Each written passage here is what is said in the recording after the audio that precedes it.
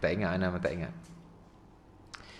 Baik, jadi malam ni insya-Allah taala secara ringkaslah ya.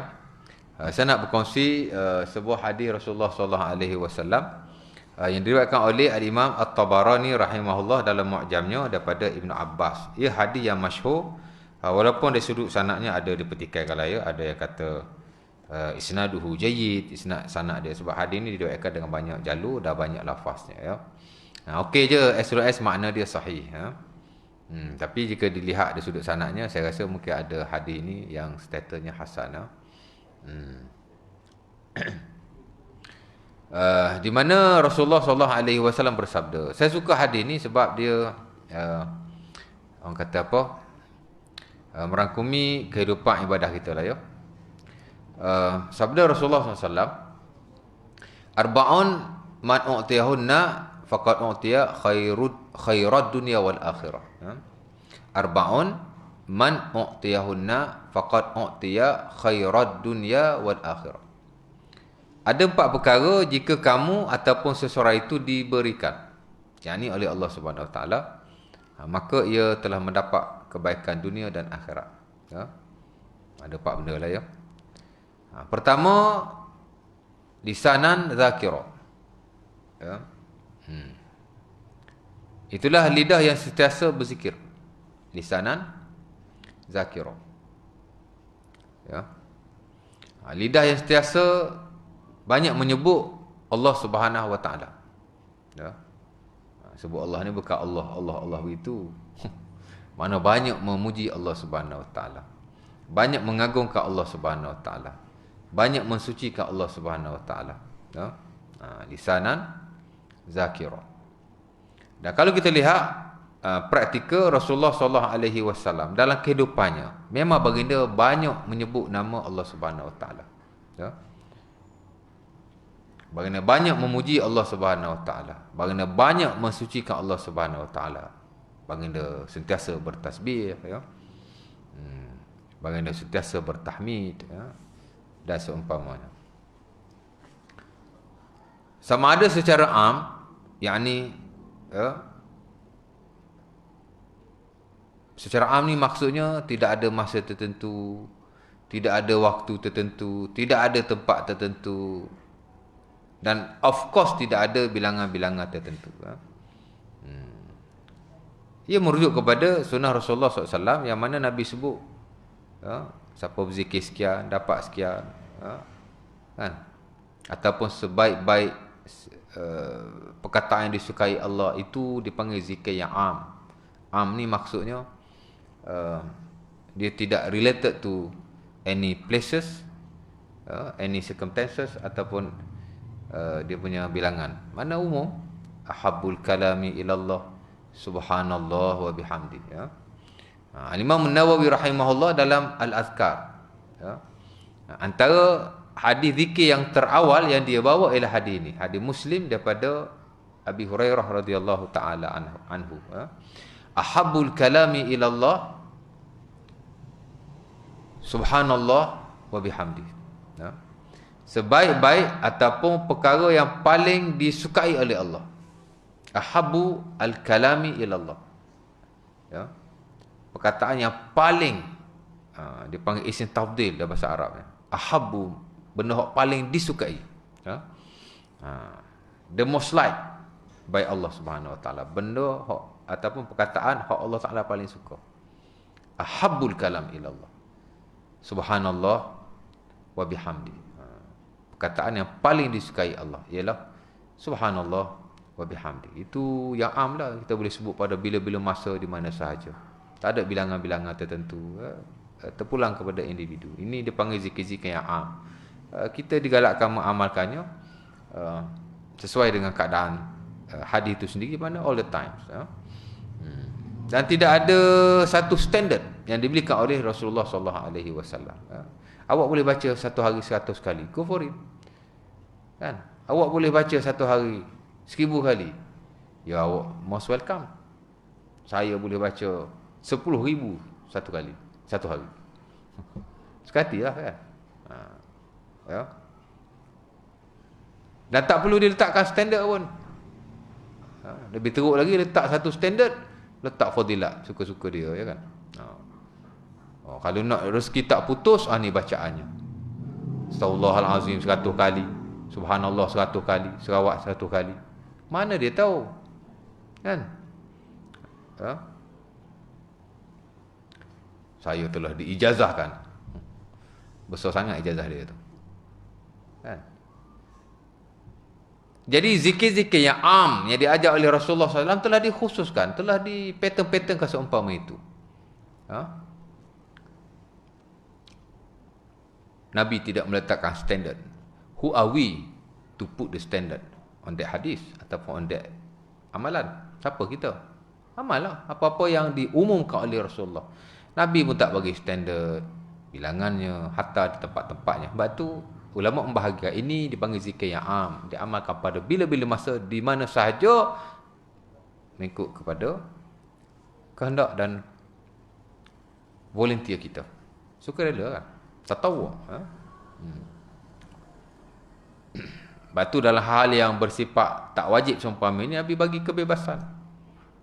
Bila sahabat tanya dulu hadis Ubaidillah, Talha bin Ubaidillah, bila dia tanya tentang perkara yang boleh buat dia masuk syurga, Nabi sebut hak wajib je. Bila Nabi sebut hak lain, semayang hak tak wajib, Nabi kata ila anta tawa, kalau kamu nak buat, if you volunteer for it.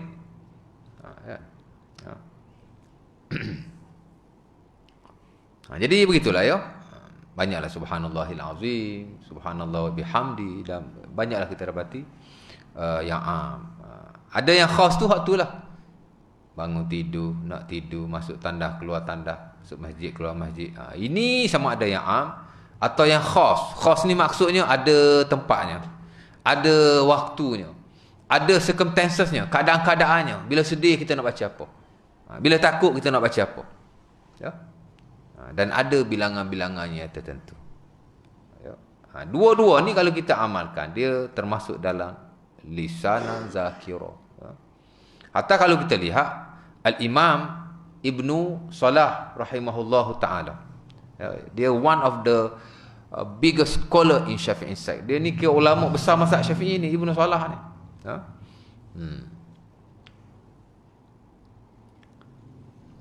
Tapi mungkin kita di Nusantara ni tak berapa kenal beliau. Tapi kalau orang yang belajar in detail mazhab Syafi'i, of course akan kenal siapa Al-Imam Ibnu Salah rahimahullah. Syihabuddin orang panggil dia, tak silap pun, Ibnu Salah kan. Dia lah yang menghuraikan buku fiqh Al-Imam Al-Ghazali rahimahullah, Syarah Mushkal Al-Wasit. Dia seorang ulama yang hebat lah ya. Baik. Kata Al-Imam Ibnu Salah, dinukilkan juga oleh An-Nawawi dalam Al-Azkar, bila Allah Ta'ala sebut dalam surah Al-Ahzab ayat yang ke-36 kan, yang Allah Ta'ala memuji orang yang beriman, lelaki baik, wanita baik. Ujung tu Allah Ta'ala kata, وَالذَّاكِرِينَ وَالذَّاكِرَاتِ عَدَّاللَّهُ لَهُمْ مَغْفِرَةً وَأَجْرًا عَظِيمًا.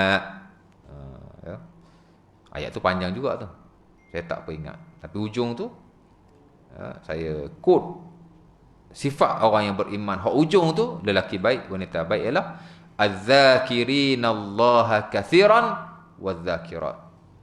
Maksudnya الذَّاكِرِينَ اللَّهَ كَثِيرًا وَالذَّاكِرَاتِ, orang-orang lelaki yang berzikir dan orang-orang wanita yang berzikir. Kathiran, banyak-banyak.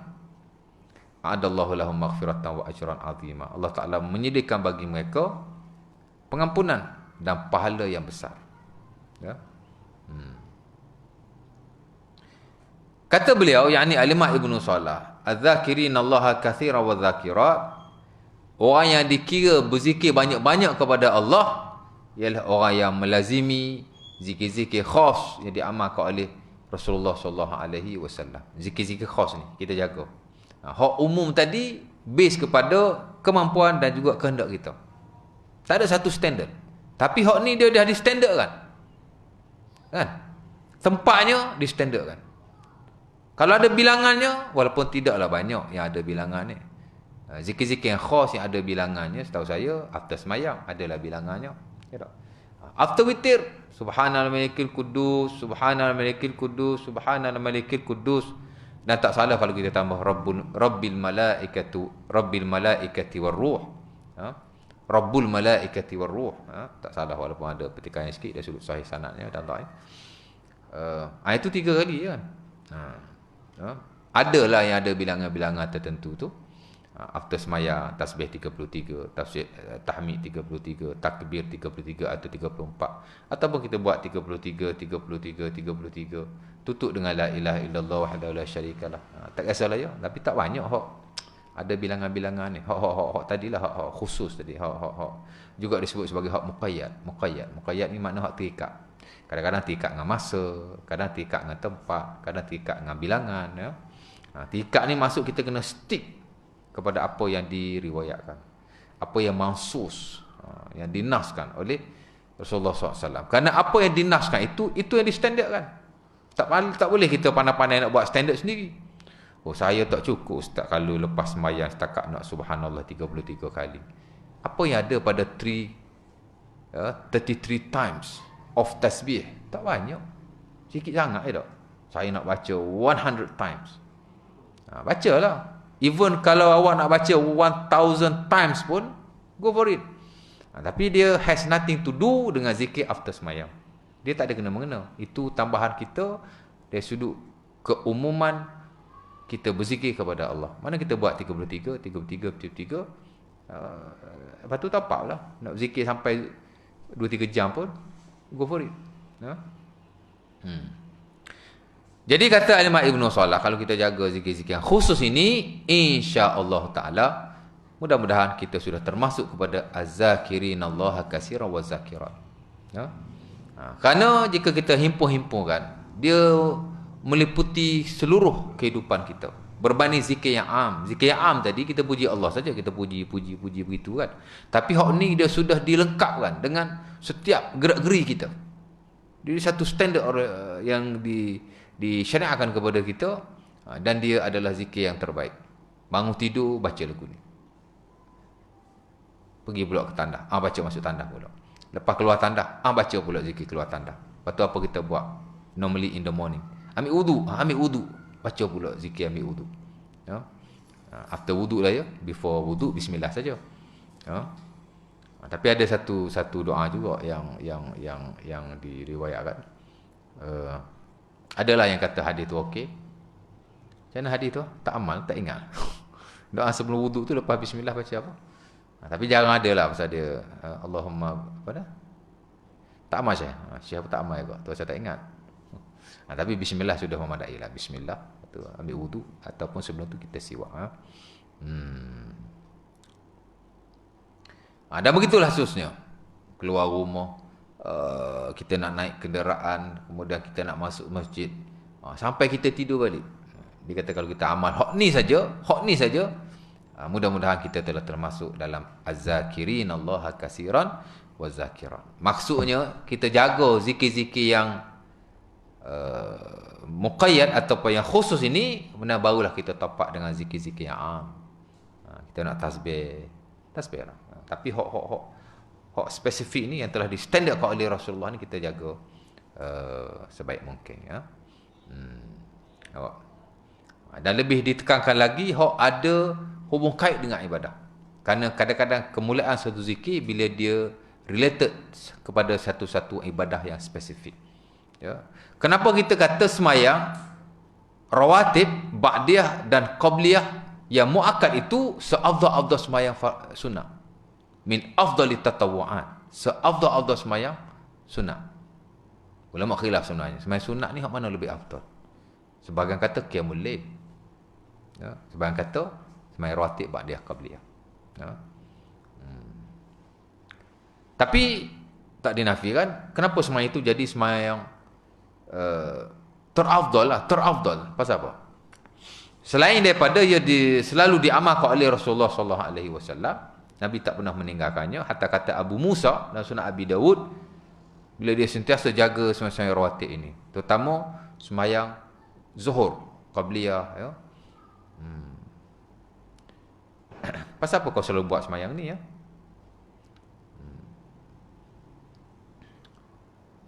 Ra'aitun Nabi kana yudimu hadhihi salat. Atau kama qala, kata dia, kan aku lihat Rasulullah SAW sentiasa melazimi akan sembahyang ini. Dan aku tanya Rasulullah, ataupun Rasulullah pernah ditanya, kenapa kau sembahyang sebelum zuhur? Nabi kata, innahu sa'atun futihat abwabus sama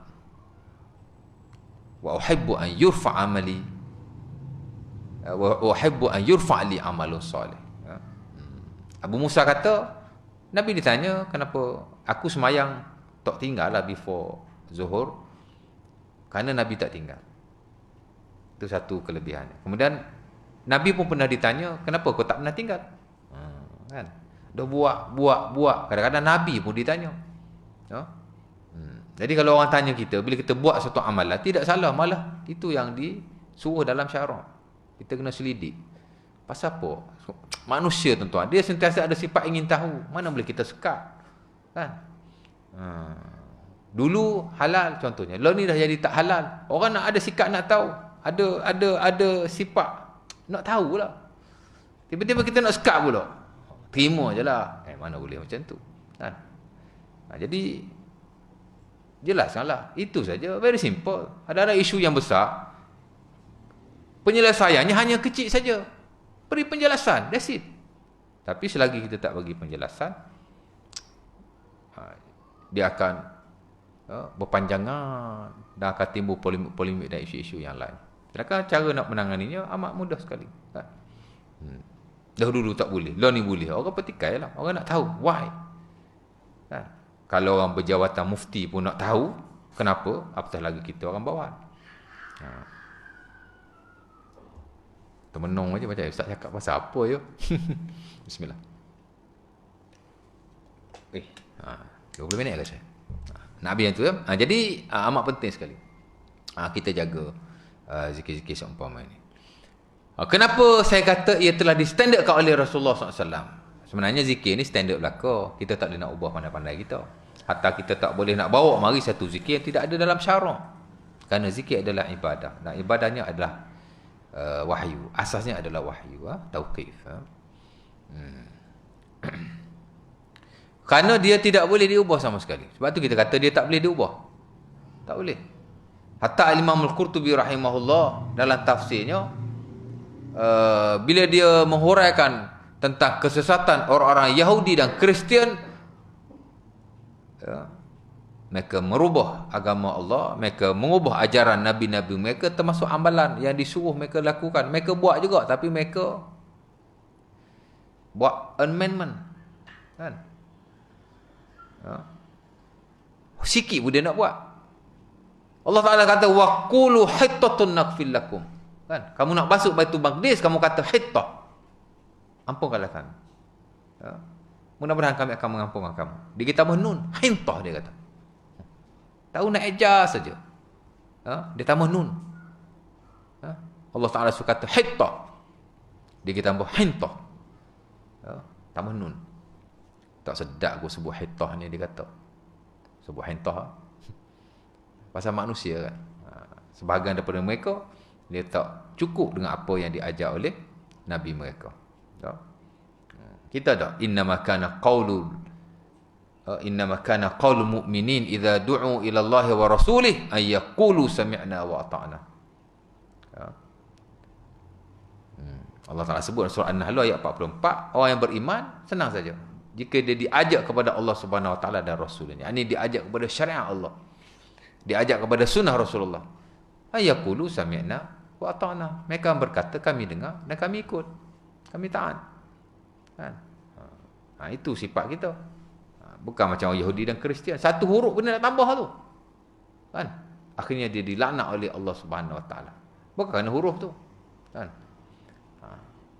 Macam kita nak semayang lah, ada tata caranya, ada hukum hakamnya, ada waktunya, ada everything is there. Boleh tak kita semayang tak nak ikut atau cara berkenaan? Sembah Allah kot, takkan salah, takkan nak masuk neraka kot. Salah lah, pasal agama mesti based on revelation, mesti berasal pada wahyu. Balik pada tadi, jadi lisanan zakir. Nabi memang sentiasa memenuhi kehidupannya dengan zikir. until the end of his life, sampai akhir hayat baginda sallallahu alaihi wasallam. Sampai ujung pun Nabi bila nak wafat tu, Nabi masih berdoa, Allahumma rafiqal a'la, Allahumma rafiqal a'la. Ya Allah, letakkanlah aku di sisi orang-orang yang kau redai, yang tertinggi sekali. Nampak? Masih doa lah ya. Sebab tu kita tak boleh berlepas diri daripada zikir-zikir seumpama ni. Zikir ni satu ibadah yang besar ya. Allah Taala sebut dalam Quran, wala zikrullahi akbar. Ni kita biasa dengar ketika hari Jumaat, ketika khatib menyampaikan khutbah. Macam mana ayat tu? Innallaha ya'murukum bil adli wal ihsan wa ita'i dzil qurba wa yanha 'anil fahsya'i wal munkari wal baghi ya'izukum la'allakum tazakkarun. Bukan. Macam mana tu? Wala zikrullahi akbar. Ayat mana Syah? Dan zikir kepada Allah itu besar. Besar zikir kepada Allah ni. Sebab itu setengah golongan dia nak jadikan zikir ni seabdal-abdal amalan, sehingga mereka tersasar dan terseleweng daripada jalan yang benar. Macam tak cukup lah apa yang diajar oleh Rasulullah SAW. Lisanan zakira, lidah yang sentiasa zakir kepada Allah Subhanahu Wa Taala. Sahabat Nabi nama Abdullah bin Busur, seumpama diriwayatkan dalam Sunan Turmuzi. Al-Imam An-Nawawi rahimahullah ada masuk hadis ni dalam hadis 40 beliau, tapi saya tak ingat hadis nombor berapa ya. Ujung-ujung ada. Di mana dia telah mendatangi Rasulullah SAW. Dia pun kata, ya Rasulullah, inna syara'i'al Islam kathurat alayya.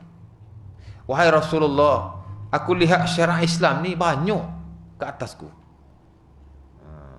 Banyak tuan. Kau sikit semayang, banyak ke sikit? Banyak semayang. Semayang fardu ada 5 waktu. Main sunat ada banyak jenis pula. Ada macam-macam kan. Tak masuk lagi puasa, tak masuk lagi zakat, tak masuk lagi haji, tak masuk lagi ibadah-ibadah yang lain. Jadi dia kata syariat ni banyak, wahai Rasulullah. Jadi kalau kita kata syariat ni banyak, tak salah. Fa'ausini bi syai'in atashabbasu bihi. Maka ajarlah kepada aku satu benda yang aku boleh amalkan.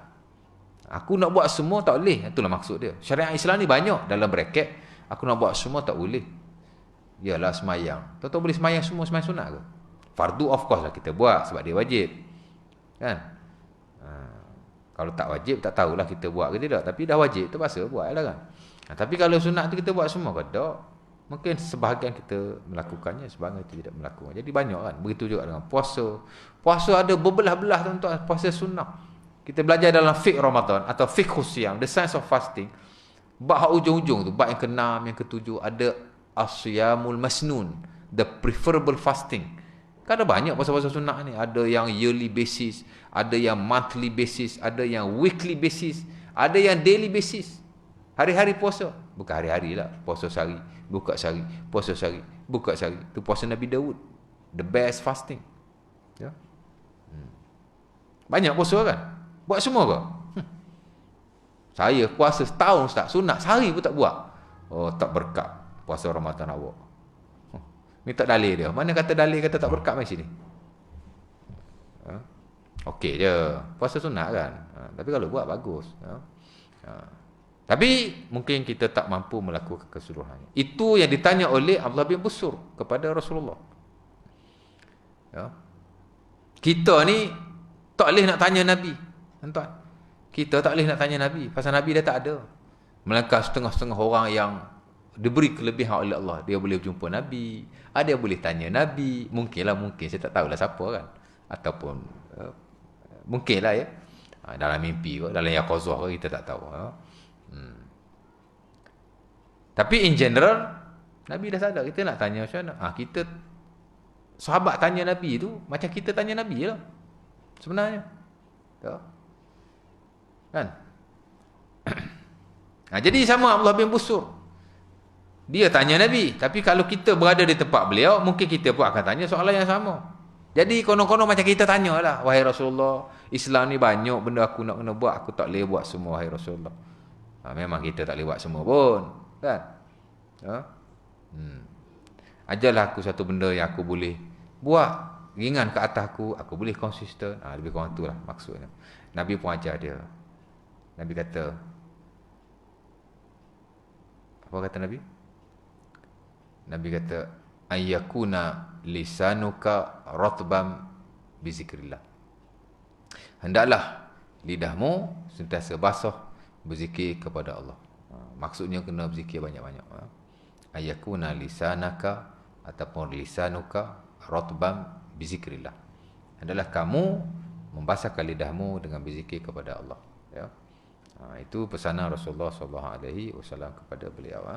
Jadi pentingnya nombor satu sekali lisanan zakirah. Siapa-siapa yang lidah dia sentiasa berzikir, sentiasa ingat, memuji dan seumpamanya akan Allah Subhanahu Wa Taala, maka dia telah mendapat kebaikan dunia dan akhirat. Di samping tiga yang lain lah, tiga yang lain itu, satu Nabi kata qalban syakira. Mungkin saya akan ulas pada waktu yang lain. Hati yang sentiasa bersyukur. Ya. Hati yang sentiasa bersyukur. Hati ini penting, tak? Ya.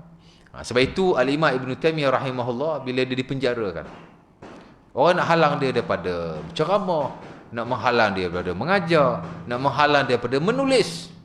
Orang penjarakan dia. Mungkin ada isu-isu tertentu. Tapi apa kata beliau? Dia kata qalbi jannati. Syurgaku adalah hatiku. Kan? Apa orang boleh buat? Mungkin orang boleh buat sesuatu kepada kita, penjarakan kita, larang kita, sekat kita, luarannya. Tapi hati aku bebas. Itulah maksudnya. Hati. Jadi Nabi kata yang kedua ialah qalban syakir, hati yang sentiasa bersyukur. Ya. Kalau orang sentiasa syukur, dia akan mendapat kebaikan dunia dan akhirat. Banyak benda kita kena syukur. Kena syukur, tuan. Dah adalah cara-cara nak bersyukur diajar oleh Rasulullah SAW. Yang ketiga Nabi kata wa badanan alal bala'i sabiran. Ni pun penting juga. Bila kamu dapat tubuh badan yang bersabar di atas cubaan Allah Subhanahu Wa Taala. Wa badanan alal bala'i sabiran. Tadi lidah yang bersyukur, lidah yang sentiasa berzikir, ingat Allah, hati yang sentiasa syukur kepada Allah. Kan? Dan yang ketiga kata Nabi, tubuh badan yang sabar di atas ujian yang diberi oleh Allah Subhanahu Wa Taala. Pasal tubuh badan kita ni, tuan. Ya. Kadang-kadang kita lemah, kadang-kadang kita sakit. Kan? Kalau kita tak sabar, susah. Jadi kena sabar di atas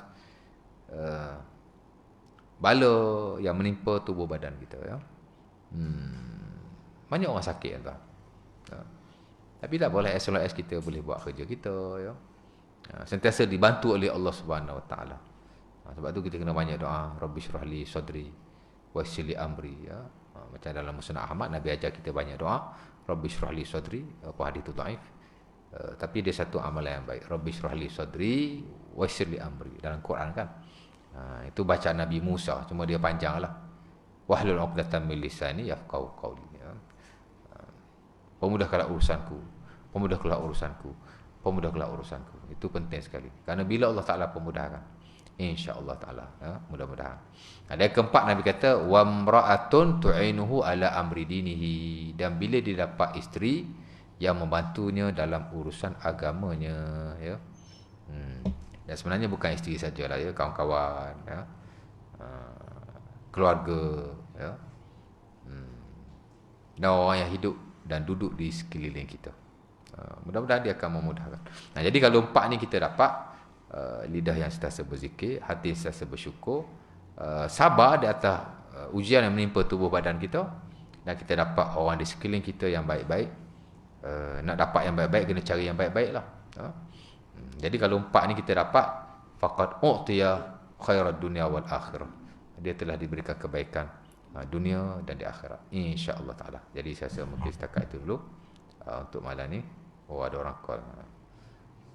Siang tak boleh nak jumpa, dia malam nak jumpa, kan. Mudah-mudahan, ya.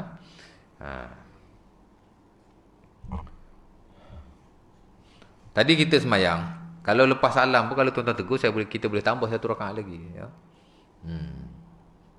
Tapi dah lupa, kan, kita tambahlah 2 rakaat lagi. Jadi tarawih kita yang satu rakaat tadi kira tak jadi tarawih lah. Jadi 1 rakaat saja. Mudah-mudahan dia jadi tatawwu', dia panggil. Kita semayang macam tu lah. Macam kita lupa, kan, macam kita semayang fardu, kita nak semayang maghrib 3 rakaat, tiba-tiba kita semayang 2. Lepas sembahyang, mungkin orang cakap kat kita ataupun kita teringat, aku sembahyang tadi 2 ke 3 contohnya. Maka kalau waktu tu dekat, kita boleh tambah aja rakaat berkenaan. Walaupun kita dah bercakap, as long as dia punya waktu, the period is not so long. Mana waktu tidak terlalu lama. Tapi kalau dah lama, kita kena sembahyang balik lah. Sembahyang yang tadi dia tidak sah lah di sisi hukum syarak. Tapi di sisi Allah Subhanahu Wa Taala dia berpahala sebab kita tidak sengaja. Kan? La junah alaikum fima akhta'tum bihi walakin ma ta'ammadat qulubukum. Macam isu kita kata puasa kan. Kalau kita ingatkan dah masuk waktu, tiba-tiba kita pergi buka, tengok tak masuk waktu lagi, ya. Majoriti kata batal lah, kena qada balik. Tapi sebahagian kata tak payah qada balik. Kerana kita tidak sengaja. Diberi kemaafan. Dia termasuk dalam ashabul azar, orang yang diberikan unsuran. InsyaAllah aku liqul azar. Assalamualaikum warahmatullahi wabarakatuh. Kita tangguhlah majlis kita dengan tasbih kafarah dan surah Al-Asr.